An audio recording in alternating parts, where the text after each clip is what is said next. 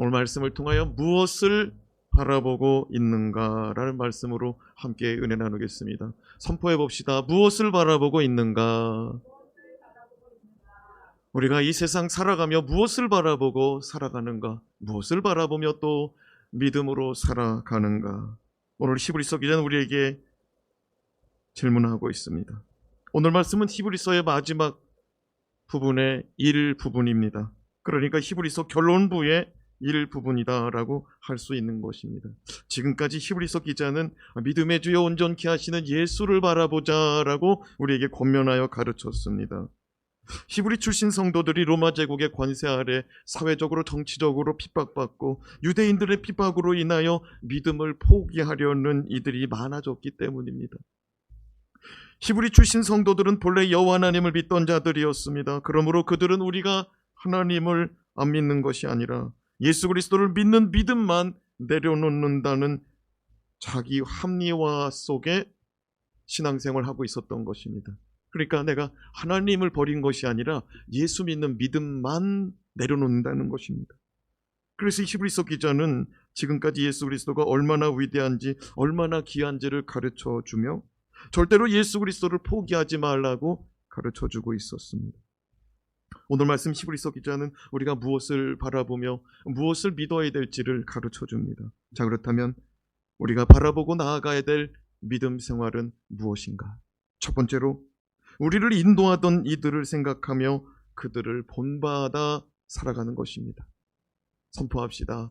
우리를 인도하던 이들. 7절 말씀을 같이 한번 읽어보겠습니다. 시작. 하나님의 말씀을 너에게 일러주고 너희를 인도하던 자들을 생각하며 그들의 행실의 결말을 주의하여 보고 그들의 믿음을 본받으라. 히브리서 기자는 너희에게 하나님의 말씀, 복음을 알려주고 너희를 인도하던 이들을 생각해보라 라고 말씀합니다. 마찬가지로 우리 모두는 누군가로부터 하나님의 말씀을 전해 들었기 때문에 또 우리를 믿음으로 인도하던 이들이 있었기 때문에 이 자리에 있음을 고백할 수가 있습니다. 이번에 여름 성경학교가 있었죠? 참 많은 아이들이 참여했습니다. 주일학교 역사 속에 제일 많이 참여한 것 같아요. 그런데 봉사자의 수를 헤아려 보니 1:1 섬김이었더라고요. 30명이 넘는 아이들이었는데 봉사자들도 30명이 넘더라고요. 하나님께서 우리 봉사자들 그리고 목자들 그리고 기도로 섬기시고 또 예물로 섬기시고 또 수고와 헌신으로 섬긴 분들에게 복 주시고 갚아주기를 주님의 이름으로 축원합니다. 이제 그 아이들은 먼 훗날 자기들의 어린 시절 믿음 생활을 추억하고 회상하는 날이 있을 것입니다. 믿음의 추억을 회상하는 날이죠. 그리고 내가 어렸을 때 주일학교에는 이랬었지. 내가 어렸을 때 여름 성경학교는 이랬었지. 그리고 나의 목자님, 나의 선생님 기억하는 날이 있을 줄로 믿습니다. 히브리서 기자는 당시 성도들에게 너희를 인도하던 이들, 너희에게 말씀을 가르쳐준 이들을 생각해보라 말씀합니다. 너희에게 하나님의 말씀을 가르쳐준 이들이 있지 않는가? 너희에게 하나님의 말씀, 복음을 가르쳐준 이들, 너희들을 인도하던 이들이 있지 않는가 생각해보라. 히브리서 기자는 이전에 히브리서 11장을 통하여 믿음의 선진들의 삶을 증거한 바 있습니다. 믿음으로 모세는 믿음으로, 아브라함은 믿음으로, 이삭은 믿음으로, 에녹은 믿음으로. 믿음의 선진들에 대해서 이전에 이야기한 바가 있습니다. 이번에는 당시 성도들에게, 그 당시 성도들에게 히브리서 기자가 말하기를 너희에게 복음을 전하고 믿음으로 인도하던 이들을 생각해보라. 그들이 만난 대부분의 복음 전도자는 죽으면 죽으리라 각오하고 복음을 전하던 초대교회 사도들이요 또 초대교회의 집사들이었습니다. 히브리서 기자는 그들의 믿음과 그들의 삶이 어떻게 결말되었는지를 주의하여 살펴보고 그들의 삶을 본받으라 말씀합니다. 히브리서 기자가 말하는 그들은 누구였을까요? 그들은 예수님의 12제자이며 초대교회의 7집사와 같은 사람들이었습니다. 히브리 출신 성도들은 그들에게 복음을 전해준 사람들이 예루살렘 교회의 지도자들, 7집사들, 그리고 예수님의 12제자들의 복음을 받고, 그리고 사도 바울의 복음, 바나바의 복음, 마가의 복음, 디모데의 복음, 이런 성경에 등장하는 자들의 복음을 듣고 거듭난 사람들이었습니다. 그리고 그들을 믿음으로 인도한 사람들이 바로 그들이었습니다. 여러분, 예수님의 12제자, 12사도가 어떻게 전도하고 어떻게 그들의 생을 마감하였는지 아십니까?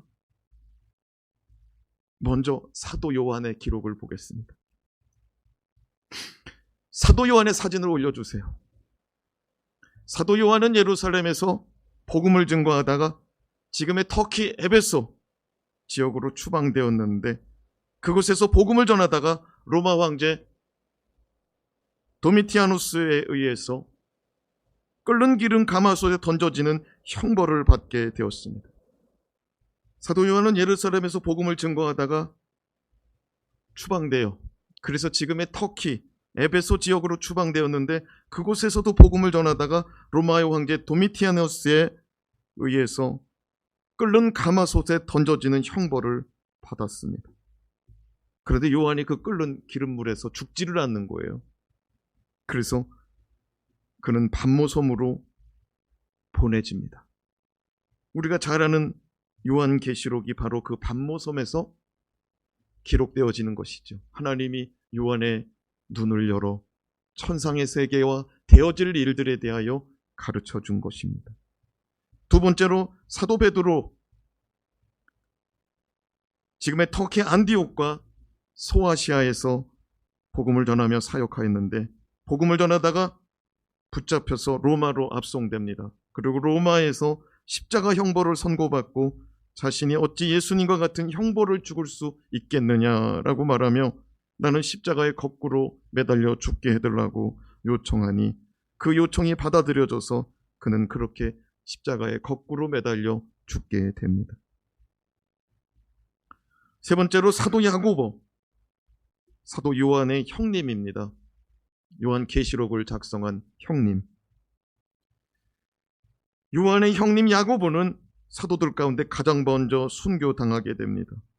유대 총독으로 부임한 헤롯 아그리빠는 그리스도인들을 박해하기 시작하는데 그 첫 번째 희생물로 야고보를 채택합니다. 그는 사람들이 보는 앞에서 칼로 목이 베어집니다. 차명으로 순교당한 것이죠.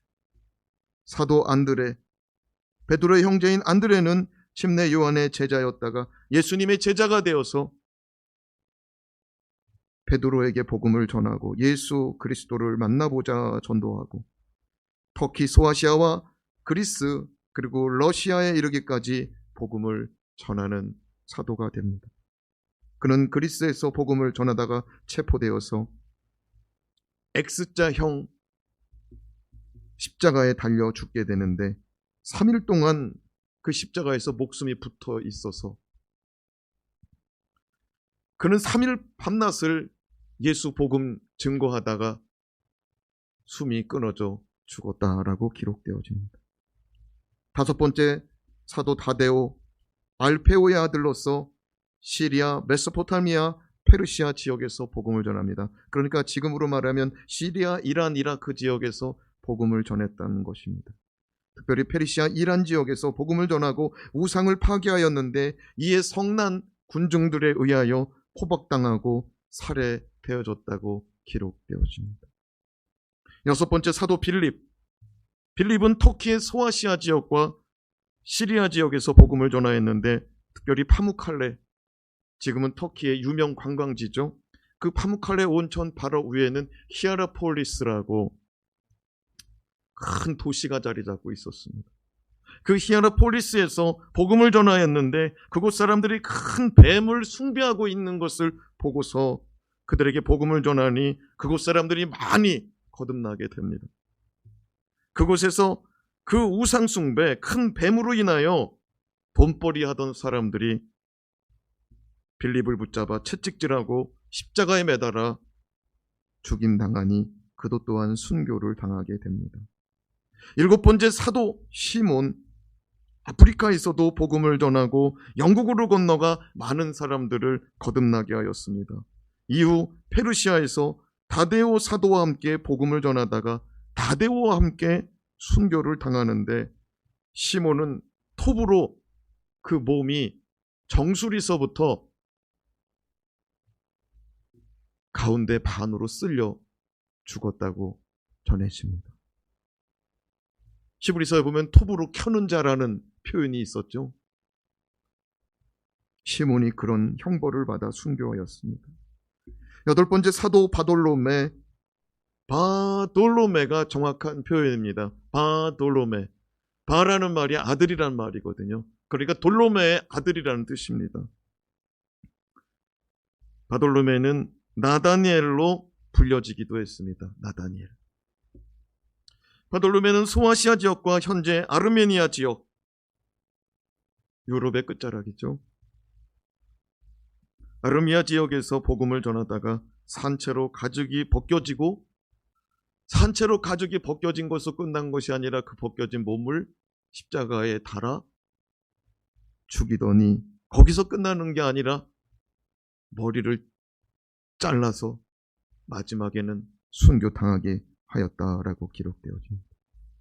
아홉 번째 사도 마태, 마태복음의 저자 마태는 아프리카 에티오피아뿐만 아니라 아시아의 태국까지 와가지고 복음을 전했다고 전해집니다. 특별히 에티오피아에서 그는 창에 찔리고 칼로 목 베어 죽임을 당합니다. 열 번째로 사도 마띠아. 마띠아는 누구냐면 가룟유다 대신에 제비 뽑아 사도된 마지막 사도입니다. 마띠아는 유대 땅에서 복음을 전하다가 터키의 가파도기아에서 복음을 전하였고, 이후에는 예루살렘에서 복음을 전하다가 수데반처럼 돌로 매질을 당하였는데 돌에 맞으면서도 복음을 전하였다고 합니다. 돌에 맞으면서도 복음을 전하니까 사람들이 그의 머리를 칼로 쳐서 머리를 잘라 참수형으로 죽임당하게 하였습니다. 11번째 사도 알페오의 아들 야고보. 알페오의 아들 가운데 다데오와 야고보가 형제입니다. 알페오의 아들이 둘이에요. 야고보와 다데오. 사도들 중에 흥미로운 부분들이 있습니다. 형제들이 복음에 부름받아 사도가 되었더라고요. 형제들이. 세 형제들이 있었던 거예요. 12형제 가운데 그러니까 6이 형제들이었던 것이죠. 알페오의 아들 야고보는 예수님께서 부활 성천하신 후 초대 예루살렘 교회의 단임 목회자로 선출이 됩니다. 초대교회 예루살렘의 부흥은 대단하였죠. 사도 베드로의 설교가 끝나니 회개하고 침례받은 자의 수가 3,000이나 되었죠. 그러니까 오순절 마가의 다락방에서 모여서 기도했던 120명의 성도들이 예루살렘 교회 모태였잖아요. 그런데 하루아침에 3,000명이 세례교인, 침례교인이 생겨나서 교회 등록한 거예요. 굉장하지 않습니까? 이 교회의 초대 목회자가, 단임 목회자가 알페오의 아들 야고보였는데,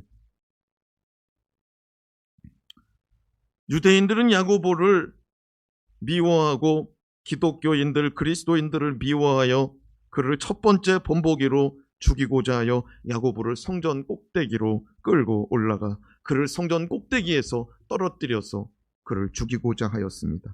그러나 거기서 떨어뜨렸는데 야고보가 안 죽는 거예요. 그래서 사람들이 달려가서 그의 머리를 돌로 쳐서 또 때려 죽여 죽임당하여 순교하였다고 기록되어집니다. 마지막으로 12번째 사도 도마. 의심 많은 도마, 디도모라고 불렸던 도마. 도마는 인도와 태국의 파티아까지 이르러 복음을 전하였습니다. 특별히 인도에서 수많은 거듭나는 이들이 나타나니 그곳에 이교도 제사장들이 창으로 찔러 문 밖으로 그 창이 관통되어 나와 도마가 순교당하여 죽었다고 기록되어집니다. 그 밖에도 예루살렘 교회 7집사 스데반, 돌에 맞아 죽는 가운데 하나님의 보좌 우편에 앉아 계신 예수를 보았지요.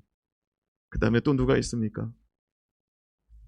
사도 바울도 로마 감옥에 갇히고 그 마지막은 단두대에 그 머리가 올려지고 칼로 목베임을 당하여 그 머리가 동동동동 7번 굴러갔다고 그래서 지금도 로마 성지순례 가면은 바울의 머리가 7번 떨어진 자리라고 유적지가 있다고 그러더라고요. 나는 못 가봐가지고 전에만 들었어요. TV에서 보니까 그 얘기가 나오더라고요. 걸어서 세계 속으로 이런 프로그램에서. 히브리서 기자는 우리에게 말씀합니다. 우리에게 하나님의 말씀을 알려주고 우리를 인도한 이들을 생각하고 그들의 결말을 주의하여 보고 그들의 믿음을 본받으라. 참 어마어마한 말씀입니다.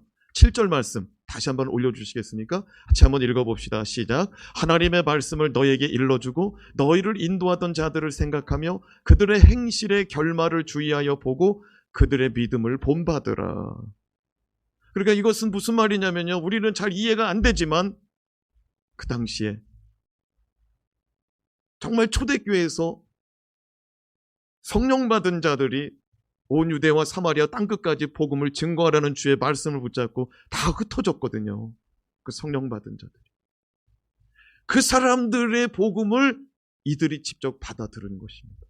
그리고 히브리서 기자는 말합니다. 너희들에게 복음을 전하여 준 자의 결말이 어떻게 되었느냐? 너희들을 믿음으로 인도하던 자들의 결말이 어떻게 되었느냐? 그들의 결말, 그들의 행실의 결말을 보고 그들을 본받으라. 사랑하는 여러분, 우리가 이 땅에 살아갈 때 믿는 믿음의 본을 보인 자들을 따라갈 수 있기를 주님의 이름으로 축원합니다. 둘째로 예수를 깊이 생각하고 바라봐야 합니다. 선포합시다. 예수를 깊이 생각하고 바라봅시다. 이전에 히브리서 기자는 히브리서 3장 1절에서 예수를 깊이 생각하라라고 권면한 바 있습니다. 이제 히브리서 말씀이 끝나가는 가운데 예수 그리스도에 대하여 증거하기를 이렇게 증거합니다. 8절 말씀 시작. 예수 그리스도는 어제나 오늘이나 영원토록 동일하시니라. 히브리서 기자는 예수 그리스도께서 어제나 오늘이나 영원토록 동일하다라고 말씀합니다. 무슨 말씀이냐면 어제라는 말은 과거예요. 히브리서 말씀을 받는 그들에게 과거에 무슨 일이 있었습니까? 전에는 하나님을 믿던 유대인들이었습니다. 전에는 하나님을 믿던 율법을 따르던 유대인들, 히브리인들이었습니다. 그러나 그들 가운데 복음이 전해진 것입니다. 하나님의 말씀을 알게 하는 이들이 나타난 것입니다. 그들에게 믿음을 준 이들이 있던 것입니다. 그들의 믿음을 인도하던 이들이 나타난 것입니다. 그러므로 말미암아 그들은 과거에 예수 그리스도를 영접하여 구원받고 거듭난 하나님의 자녀가 된 것입니다. 그리고 오늘은 무엇입니까? 어제나 오늘이나 영원토록 동일하시다고 말하고 있잖아요. 그들이 구원자 예수, 인생의 주관자요, 인생의 주인자인 예수 그리스도를 과거에 믿었습니다. 어제 믿었어요. 오늘 또 예수가 동일하다고 말합니다. 오늘 예수는 무엇하고 계십니까? 오늘 그 예수는 히브리서 7장 24절 말씀을 보니까, 그리고 25절 말씀을 보니까 그는 지금도 우리를 위해서 기도하고 계시다고 말씀하더라고요. 같이 한번 읽어봅시다. 시작. 예수는 영원히 계심으로 그 제사장 직분도 갈리지 아니하느니라. 그러므로 자기를 힘입어 하나님께 나아가는 자들을 온전히 구원하실 수 있으니 이는 그가 항상 살아계셔서 그들을 위하여 간구하심이니라. 그들이 예수 그리스도가 살아계심을 믿고 예수 그리스도께서 예루살렘에서 골고다 언덕길에서 십자가 지고 올라가서 거기서 십자가에서 물과 피를 다 흘리기까지 모진 고난과 고초 다 당하시고 그곳에서 죽고 사흘 만에 다시 살아났다는 사실을 그들은 압니다. 예수 그리스도께서 죽으시고 다시 사신 이후에 40일 동안 그들과 함께 계심도 알아요. 근데 그 하나님이 지금은 부활하시고 승천하셔서 하나님 보좌에 앉아 계시니 지금은 눈에 안 보이는 거예요.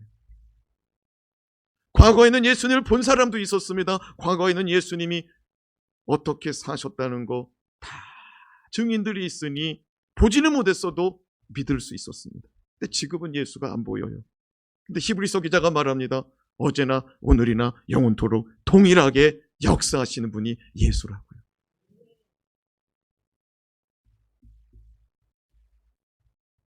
그 살아계신 예수가 오늘 히브리서 7장 24절 25절에 예수는 영원히 계심으로 그는 직분도 가리지 않고 그는 지금도 자기를 힘입어서 하나님께 나아가고자 하는 자들을 온전히 구원하실 수 있다라고 말씀하더라고요.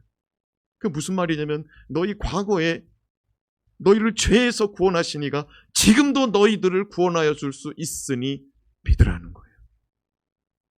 그리고 그 예수가 어제, 오늘, 그리고 내일을 사는 너희들에게도 영원히 역사하는 예수니 그 예수를 바라보라는 거예요. 여러분 지금까지 히브리서 1장에서 지금까지 13장에 오기까지 얼마나 예수가 위대한지, 얼마나 예수가 더 모세보다 아론보다 천사보다 더 좋고 더 위대한지, 우리 인생 가운데 얼마나 큰 은혜를 단번에 영원한 제사를 드리시고 영원한 제사장으로서 자기 몸을 단번에 드려 우리 인생을 속죄하게 하셨는데 그 속죄하심이 온전한 속죄라고 가르쳐주며 우리를 예수 그리스도를 절대로 놓치지 말라고 얼마나 강조하여 말씀하여 주셨습니까? 히브리서 기자는 말합니다. 신앙생활하는 가운데 이전에 너희를 믿음으로 인도하였던 이들, 너희에게 복음을 전하여줬던 이들을 기억하라. 그리고 또 말합니다. 어제나 오늘이나 영원토록 변함없는 예수 그리스도를 바라보고 신앙생활하라고요. 그 예수 바라보라고 말씀합니다. 그 예수는 우리가 천국에 가느냐 지옥에 가느냐 그 문제에서만 필요한 예수가 아니라 예수는 어제나 오늘이나 영원토록 우리에게 필요한 존재인 줄로 믿습니다. 마지막으로 십자가의 보혈의 은혜로 마음을 굳건히 해야 합니다. 십자가의 보혈의 은혜로 마음을 굳건히 해야 돼요. 무슨 말이냐면 하나님이 허락하신 은혜를 생각하여 우리의 마음이 흔들리지 않도록 해야 된다는 것입니다. 9절 말씀을 같이 읽겠습니다. 시작. 여러 가지 다른 교훈에 끌리지 말라. 마음은 은혜로서 굳게 함이 아름답고 음식으로서 할 것이 아니니 음식으로 말미암아 행한 자는 유익을 얻지 못하였느니라. 히브리서 말씀을 받을 당시 성도들은 여러 이단들에게 노출되었음을 이 말씀을 통해서 우리가 알 수 있습니다. 특별히 음식에 관한 율법적인 규례를 들고 와가지고 성도들을 미혹하고 흔들고 있음을 9절 말씀을 통해서 우리가 짐작할 수가 있습니다. 히브리서 기자는 지금까지 수없이 예수 그리스도의 십자가 보혈의 은혜, 예수 그리스도의 영원하고 온전한 속죄의 제사를 깨닫고 기억하도록 권면하였습니다. 우리 같이 히브리서 10장 12절에서 14절 말씀 같이 한번 읽어봅시다. 시작. 오직 그리스도는 죄를 위하여 한 영원한 제사를 드리시고 하나님 우편에 앉으사 그 후에 자기 원수들을 자기 발등상이 되게 하실 때까지 기다리시나니 그가 거룩하게 된 자들을 한 번의 제사로 영원히 온전하게 하셨느니라. 선포합시다. 영원히 온전하게. 여러분 이게 중요한 거예요. 예수 그리스도께서 영원히 온전하게 속죄의 제사를 드렸다는 것입니다. 예수 그리스도는 우리를 위하여 십자가에 달리사 자신의 생명과 자신의 몸을 속죄 제사의 제물로 드렸습니다. 그 보혈의 공로로 오늘 말씀 4절 히브리서 10장 14절 말씀 영원히 온전하게 하셨느니라. 선포합시다. 영원히 온전하게. 사도 바울은 이것이 얼마나 큰 은혜인지를 에베소서 1장 3절 이하의 말씀으로 우리 가르쳐 줍니다. 사도 바울이 말하는 이 십자가의 은혜, 속죄 제사의 은혜가 얼마나 귀한지 에베소서 1장 3절에서 6절 말씀 같이 읽어봅시다. 시작. 찬송하리로다 하나님 곧 우리 주 예수 그리스도의 아버지께서 그리스도 안에서 하늘에 속한 모든 신령한 복을 우리에게 주시되 곧 창세전에 그리스도 안에서 우리를 택하사 우리로 사랑 안에서 그 앞에 거룩하고 흠이 없게 하시려고 그 기쁘신 뜻대로 우리를 예정하사 예수 그리스도로 말미암아 자기의 아들들이 되게 하셨으니 이는 그가 사랑하시는 자 안에서 우리에게 거저 주시는 바 그의 은혜의 영광을 찬송하게 하려는 것이라. 여러분, 우리가 은혜 받았습니다. 어떤 은혜냐면 창세전에 우리를 택하여 주신 은혜입니다. 옆 사람을 축복합시다. 성도님은 창세전에 하나님의 택함을 받았습니다. 시작. 성도님은 창세전에 하나님의 택하심을 받았습니다. 언제 택함 받았다고요? 창세전에. 창세전에. 여러분, 우리는 1900 지금 앉은 자리에서 많은 분은 1940년대 출생하셨는데 제일 늦은 분은 2000 몇 년생인가? 저기 또 여기 초등학생만인 줄 알았더니 저기 꼬마아이가 있구나. 2020년생인가요? 2019년생. 근데 우리가 봤을 때는 저 아이를 하나님이 택하셨을까 싶은데 우리 주님은 지금 택한 게 아니라 2019년도에 택한 게 아니라 창세전에 택하였다는 거예요. 나를 이 세상이 존재하기 전에 나를 택하여 준 상태에서 이 땅에 순서대로 내보내는데 여러분의 그 생일날 하나님이 내보낸 거예요. 창세전에 하나님이 작정하셨다고요. 하나님 자녀 만들기로. 이것이 은혜로 다가올 수 있기를 바랍니다. 그리고 나는 우연히 어쩌다가 부모가 그러죠. 너 왜 태어났니? 애들 노래 중에 그런 놀리는 노래가 있어요. 왜 태어났니? 왜 태어났니? 왜 태어났니? 그냥 부모가 실수해서 태어난 것도 아니고요. 부모가 작정해서 태어난 것도 아니고요. 하나님이 창세전에 예정하신 인생이 바로 저와 여러분인 줄로 깨닫기 바랍니다.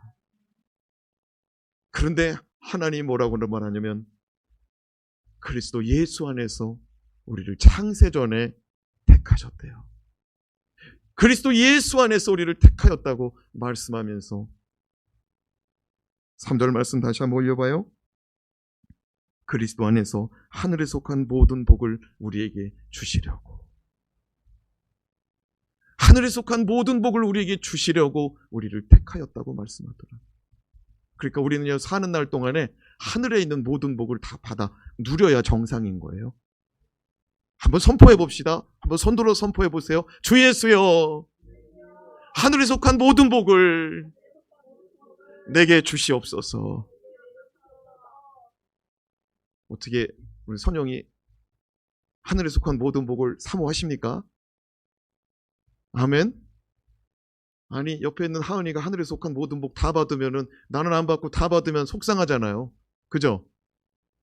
다시 한번 선포합시다. 주 예수여, 내게도 주시옵소서. 여러분, 하나님은 우리를 복 주시고자 우리를 이 땅에 보내시고 예수 그리스도를 만나게 하시고 예수 그리스도 안에서 하나님의 그 은혜의 영광을 찬송하게 하려고 작정하셨다고 말씀합니다. 6절 말씀 올려보세요. 다시 한번 6절 말씀 한번 읽어봐요. 시작. 이는 그가 사랑하시는 자 안에서 우리에게 거저 주시는 바 그의 은혜의 영광을 찬송하게 하려는 것이라. 그 은혜의 영광, 그 은혜를 찬송하게 하려고 우리를 불렀다고 말씀합니다. 히브리서 기자가 말합니다. 마음 가운데 은혜로 굳게 서는 것이 아름답다. 하나님의 은혜를 붙잡는 것이 아름답다라고 말씀하고 있더라고요. 다시 한번 우리 10절 말씀 읽어봐요. 오늘 본문의 말씀 10절, 13장 10절, 9절 말씀 시작. 여러 가지 다른 교훈에 끌리지 말라. 마음은 은혜로서 굳게 함이 아름답고 음식으로서 할 것이 아니니 음식으로 말미암아 행한 자는 유익을 얻지 못하느니라. 여러 가지 다른 교훈에 끌리지도 말고 마음은 은혜로서 굳게 함이 아름답다. 사랑하는 여러분, 히브리서 기자가 우리의 마음에 하나님이 주신 은혜가 얼마나 큰지 그 은혜 붙잡고 믿음 생활하라고 가르쳐주고 있습니다. 그것이 우리가 바라보고 믿고 나아갈 길이라고 말씀합니다.